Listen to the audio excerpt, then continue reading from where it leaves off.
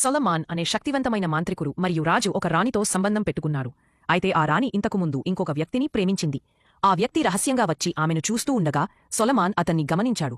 వెంటనే తన మాయశక్తిని ఉపయోగించి ఆ రాణి ప్రియుడిని ఒక సీసాలో బందీ చేశాడు. ఆ జాదుగారి శక్తితో అతన్ని జిన్నగా మార్చేశాడు. ఎలాంటి సందేహం లేకుండా సొలమాన్ ఆ సీసాను సముద్రంలోకి విసిరేశాడు.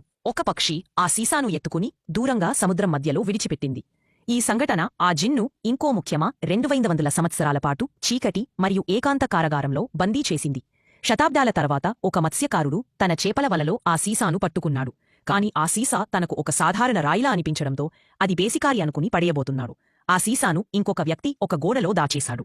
దీంతో అది మళ్లీ చాలా సంవత్సరాల పాటు అక్కడే బందీ అయిపోయింది. ఆ గోడపై ఒక యువతి ఎక్కింది. దగ్గరలో ఉన్న రాజకుమారుడిని చూసేందుకు బాగా ఆసక్తిగా ఎదురుచూస్తూ. అయితే ఆ యువతిని చూసిన రాజకుమారుడు భయంతో స్పందించగా ఆ యువతి కూడా భయంతో కిందకు జారిపోయింది. ఆమె పడిపోవడంతో ఆ గోడలో ఉన్న సీసా కూడా కింద పడింది. ఆ యువతి ఆ రాయిలాంటి వస్తువును ఎత్తుకుని తన ఇంటికి తీసుకెళ్లి పరిశీలించేందుకు ప్రయత్నించింది.